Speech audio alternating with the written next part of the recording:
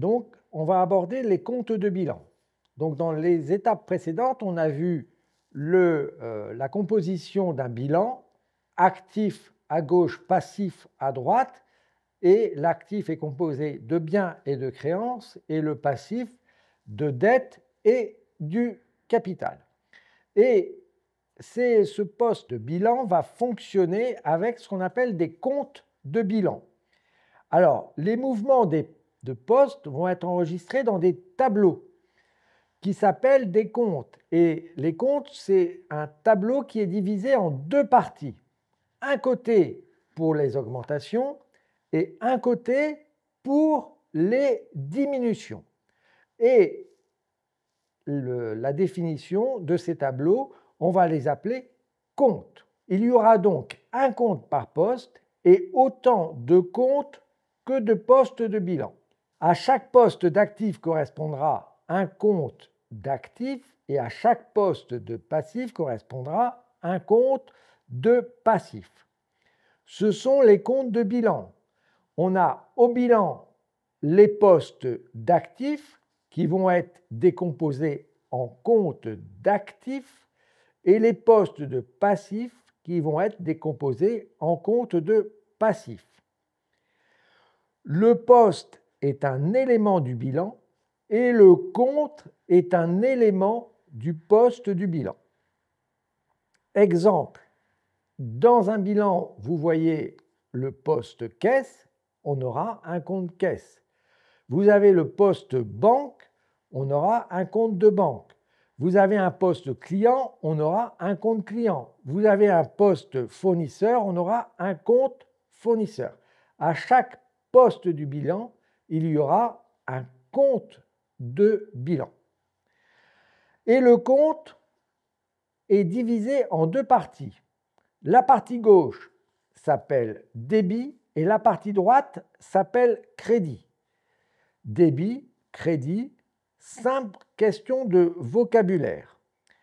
À chaque technique, il y a son vocabulaire et donc en comptabilité, on va enregistrer les opérations dans des comptes qui se décomposent en deux. À gauche, le débit et à droite, le crédit. Débiter un compte, c'est enregistrer une somme et porter la somme donc à gauche, c'est le débit, et créditer un compte, c'est enregistrer une opération et porter la somme à droite.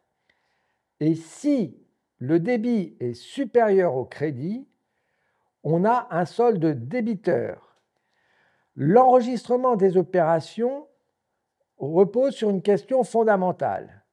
Puisque le compte est divisé en deux parties et qu'il doit enregistrer les augmentations et les diminutions du poste, où les augmentations seront-elles enregistrées? Les diminutions l'étant de l'autre côté. Réponse simple et conventionnelle. Les augmentations du poste sont enregistrées dans le compte du côté où le poste se trouve au bilan. C'est tout simple. Alors, je répète, les augmentations du poste sont enregistrées dans le compte du côté où le poste se trouve au bilan. C'est tout simple. Ainsi, pour les postes d'actifs, on va avoir un compte d'actifs. Le compte d'actifs se situe à gauche dans le bilan. Donc, il va augmenter par le côté gauche du compte qu'on appelle le débit. Et il va diminuer par le côté droit du compte que l'on appelle le crédit.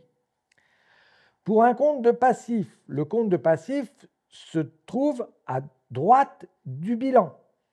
Donc, il va augmenter par son côté droit, le crédit, et il va diminuer par le côté gauche, qu'on appelle le débit. Les règles de fonctionnement des comptes de bilan, c'est donc très simple. Les postes d'actifs qui se décomposent en comptes d'actifs augmentent par le débit diminue par le crédit et les postes de passifs qui correspondent au compte de passifs diminuent par le débit et augmentent par le crédit. Et donc, débiter un compte, c'est enregistrer une opération au débit. Créditer un compte, c'est enregistrer une opération au crédit.